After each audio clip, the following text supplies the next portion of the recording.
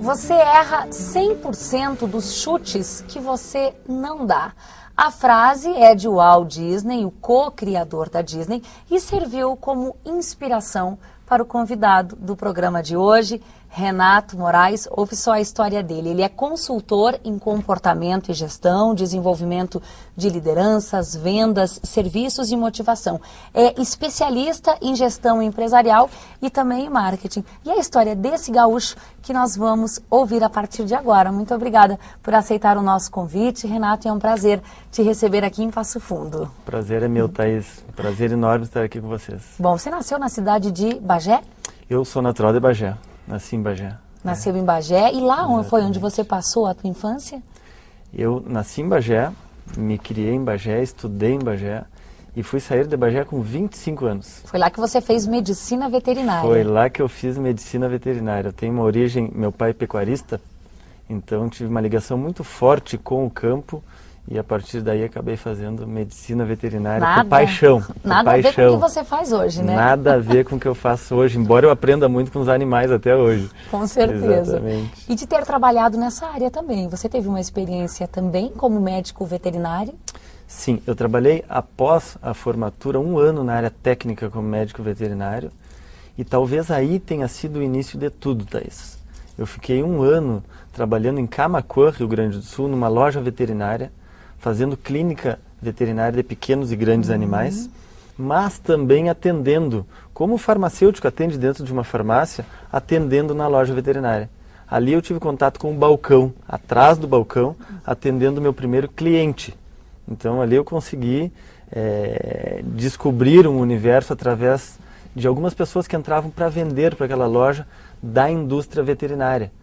E o que será que te despertou nesse atendimento que você dava aos teus clientes e também aos fornecedores para buscar mais informações que envolvem o comportamento, principalmente o comportamento das pessoas? Te confesso que antes do comportamento veio outra coisa. Eu via nessa loja veterinária representantes comerciais entrando para negociarem produtos com o dono daquela empresa. E eu me despertei naquele momento para entrar na indústria.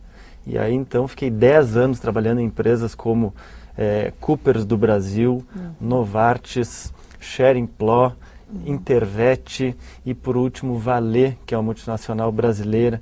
Todas elas multinacionais, uma suíça, uma americana, outra holandesa. E que aí sim foi uma reviravolta na minha vida, que eu acabei entrando num mundo totalmente desconhecido de negócios. E o que você fazia nessas multinacionais, Renato? Bem focado na área comercial. Né? O que eu fazia basicamente? Atendia varejo como fornecedor, então tratava com varejo, atacado, com distribuidores, seja no Rio Grande do Sul, Santa Catarina e Paraná. Que bacana. Bom, e aí teve tua experiência fora do Brasil. Foi logo depois destes 10 anos em multinacionais? Sim, curiosamente foi bem no início. No segundo ano, terceiro ano de multinacional, eu tive uma experiência fora, uma convenção internacional de vendas em Orlando, onde eu e a equipe que representava fomos pela Schering-Plough, uma convenção muito grande de 5 mil pessoas, 67 mil países. E lá eu pude ver que existia muita coisa além daquilo que eu estava fazendo. Onde foi essa convenção? Foi em Orlando. Foi meu primeiro contato com a Disney. Perfeito. Que nós vamos conversar daqui a pouco. A partir de agora já. E esse primeiro contato fez com que você se encantasse com tudo aquilo que você viu na Disney em Orlando? Exatamente. O meu raciocínio lá naquele momento, o sentimento que eu tive foi o que eu preciso fazer para estar mais presente neste ambiente aqui. E vindo de lá passei a estudar outras coisas, foi daí que fui fazer a especialização em marketing que você citou, a especialização em gestão também, que fiz na SPM em Porto Alegre e depois foi sentimento, fui atrás da Disney, voltei lá para estudar realmente no Instituto Disney, que é o Disney Institute, que eles têm lá, eles têm dentro da Disney a Universidade Disney e o Instituto Disney. O Instituto todos podem ir estudar. Você pode ir estudar, eu posso voltar a estudar lá. E eles têm produtos que eles vendem de acordo com a experiência quase que secular deles, de 85 anos de experiência da empresa. E quais os cursos oferecidos na Universidade Disney? Se forma em quê uma pessoa lá? Então, a universidade é para os colaboradores internos, para os colaboradores. O que eu fui é o Disney Institute, Perfeito, o Instituto que Disney. aceita qualquer pessoa, Isso, todas as pessoas. Todas as pessoas que tiverem condições de ir lá e estudar na língua deles, embora eles tenham o tradutor se precisar. Mas os cursos são lealdade com o cliente, qualidade, gestão de pessoas, criatividade e inovação, bem focado nessa linha Disney, estar surpreendendo o cliente cada vez mais. E eles são benchmarks mundiais nisso. Pois é, agora o que tem lá na Disney de tão impressionante que te cativou tanto e cativa quase que todas as pessoas que passam por lá? Para entender Disney, precisa entender no mercado aqui. O nosso mercado vive de serviços atualmente, mudou dos últimos anos para hoje. Nós vivíamos na indústria e estamos hoje, a diferenciação de uma empresa está no serviço. Existem restaurantes vendendo as mesmas comidas, universidades os mesmos cursos, profissionais fazendo as mesmas coisas, mas o diferencial é o profissional. É o brilho no olho, é o como ele faz o seu diferencial, como ele faz aquele seu serviço. E falando em Disney, 100% das coisas que são feitas na Disney, nós estamos falando em atitudes e comportamentos. Então, a atitude e o comportamento das pessoas que lá estão focadas com o objetivo daquela empresa em satisfazer o cliente. Que, por sinal, eles nem chamam de cliente, eles chamam de hóspede. Porque a história é a seguinte, imagina se você vai receber um hóspede na sua casa. O que você faz? Organiza a casa toda, oferece o melhor que você pode. Organiza a casa. E muitas pessoas que moram sozinhas, principalmente, dão um varridão antes, não dá? Limpa, organiza, coloca a música que o seu hóspede gostaria de ouvir, a bebida que o seu hóspede gostaria de tomar, a comida que ele gostaria, recebe ele com muito calor humano para que ele se sinta bem. E quando ele vai embora, ele sai falando que lá na casa da Thaís é muito bom de estar e todos os amigos da Thaís vão gostar de ir na casa da Thaís novamente. E aí nós fazemos um link agora com os negócios. A empresa ela precisa de resultado financeiro. Para sobreviver, até uma ONG precisa de resultado financeiro. Para ter isso, ela precisa de repetição de compra. Isto é, eu preciso voltar a comprar novamente. Um restaurante vive se eu voltar a comer lá novamente. Então, resultado financeiro, repetição de compra. Para que isso aconteça, eu preciso do meu cliente satisfeito. E aí que a Disney entra. Para ter o cliente satisfeito, eu preciso ter excelência nos colaboradores dessa empresa. E para ter excelência nos colaboradores, eu preciso de excelência na liderança. Pronto, fechamos um ciclo onde as atitudes e os comportamentos da Disney impactam para que haja lucro dentro da empresa, mas cuidando da qualidade de vida dos colaboradores. E esse é o grande ganho da Disney. Bom, você resumiu uma experiência de vida aí em 2 minutos, né? Agora, com a tua experiência no comércio em Bagé, em Porto Alegre, principalmente falando do povo gaúcho, a gente está ainda muito distante do que poderia ser feito com relação ao comércio, aos serviços, aos produtos oferecidos? Eu acredito, como um bom gaúcho, que nós estamos muito bem, mas temos muito a melhorar. Se você pegar empresas como hotéis 5 estrelas ou hospitais que tratam muito bem dos pacientes, ou Unimed, que trata muito bem, busca a qualidade de vida do colaborador, Zafari Bourbon, De Pascoal, Dimed Panvel, isto é, empresas que estão investindo cada vez mais na qualidade de vida do colaborador e, consequentemente, do seu cliente. Nós temos muitos modelos de empresas que estão olhando para esse lado. Mas ainda muito por fazer. Ainda muito por fazer, até porque, Thaís, tem uma cultura no Brasil que está chegando de desenvolver as pessoas, de educação corporativa propriamente dita, que é com que nós trabalhamos também, de desenvolvimento de pessoas dentro de empresas. E isso está chegando aqui. Muita gente, se você pegar mercado de calçados, do coureiro calçadista, há muitos anos eles não precisavam desenvolver pessoas somente na área técnica. Hoje, com a concorrência, com a entrada da China, eles estão precisando. Inclusive, essa semana, nós tivemos aqui uma indústria saindo do Rio Grande do Sul, indo para o Nordeste, que foi a Azaleia, em virtude de outras questões que fogem ao que nós estamos falando, mas são empresas que não estão investindo nas pessoas há muito tempo. e sim recentemente. Mas isso é um bom sinal, um bom sinal. Bom, você tem mais de 600 palestras que você já ministrou em várias partes do Brasil. Você mora em Porto Alegre, mas, pelo visto, viaja pelo país. E, basicamente, os empresários, os comerciantes, os colaboradores de empresas, quando assistem às tuas palestras, qual é a principal angústia que eles te relatam? Os empresários querem ganhar dinheiro. Esse é um ponto. E os colaboradores têm outras necessidades. Eles visam lucros e os colaboradores têm outras necessidades. E aí entra numa questão. Eu preciso fazer a minha empresa crescer, mas ao mesmo tempo eu não tenho um histórico de investimento em pessoas. Exceto empresas que eu te falei, como outras, como Gerdau, como Tramontina, enfim, empresas que já estão nessa linha de investimento. Mas a angústia é exatamente essa. Falta profissional com vontade de trabalhar no mercado. Esses dias eu fui fazer uma palestra de abertura de um MBA na Universidade Unila Salle, lá em Canoas, em Porto Alegre, Canoas. E para fazer essa palestra, para falar sobre mercado, eu liguei pessoalmente para 2 empresas de outplacement. E elas me disseram exatamente o seguinte: Renato, está faltando gente que tire os pés do chão com vontade de trabalhar. Não tem mais isso. E para que isso aconteça, para que o colaborador realmente, mais do que vista a camisa da empresa, né? Que ele realmente batalhe por aquilo, esteja feliz, é preciso o quê, Renato? Pontualmente, Thaís, é preciso que ele encontre o que ele gosta de fazer. Se tu trabalhas com aquilo que tu gostas de fazer, tu vai ser feliz e tem uma chance muito maior de ser bem-sucedido. Então, olhar para dentro, o autoconhecimento é o primeiro degrau racional da motivação.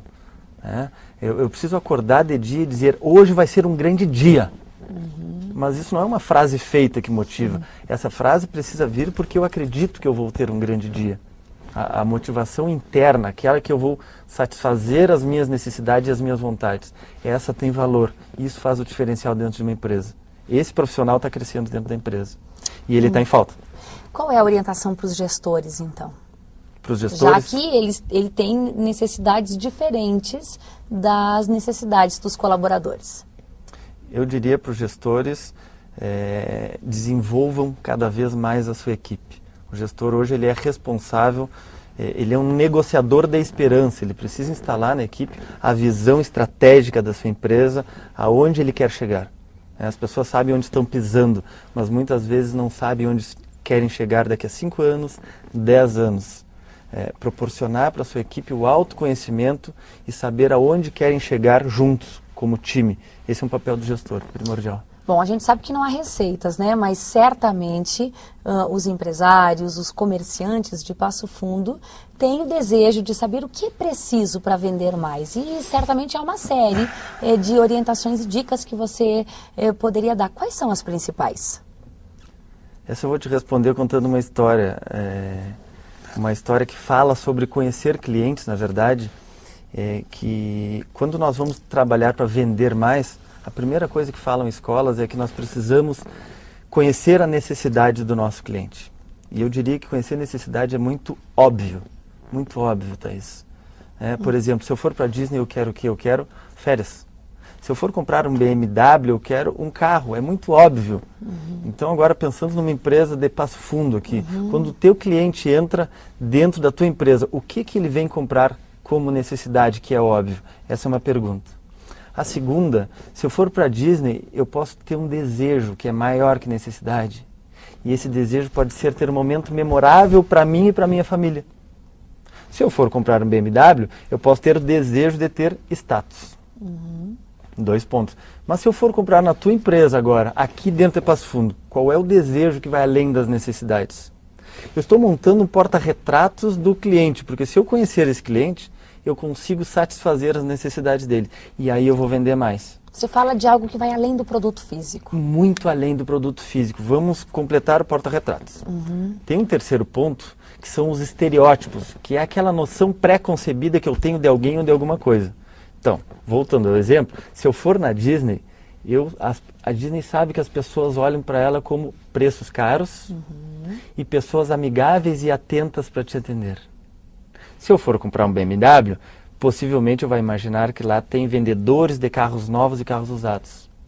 Agora montamos o porta-retratos do cliente, vamos colori-lo, vamos pintar esse porta-retrato para conhecer o cliente de vez. Se eu for para a Disney, eu sei que lá eu posso ter dois tipos de emoção.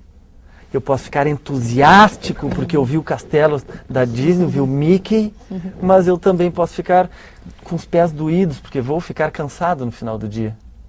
E se eu compro um BMW, eu posso ficar entusiasmado porque eu comprei um carrão, mas ao mesmo tempo eu posso ficar triste quando eu vejo uma pessoa deitada na calçada que nós temos aqui no Brasil e eu joguei meu dinheiro num luxo e não para ajudar aquela pessoa. Pode me dar remorso também. Então eu posso ter um sentimento positivo e um negativo. As pessoas que estão vivendo no mundo de hoje, elas estão vivendo um ambiente com crise financeira, com violência, com problemas familiares, com desconstrução da família tradicional, vivendo sozinhas, dialogando menos, estão ansiosas, estressadas muitas vezes, e elas entram dentro da tua empresa com essa emoção.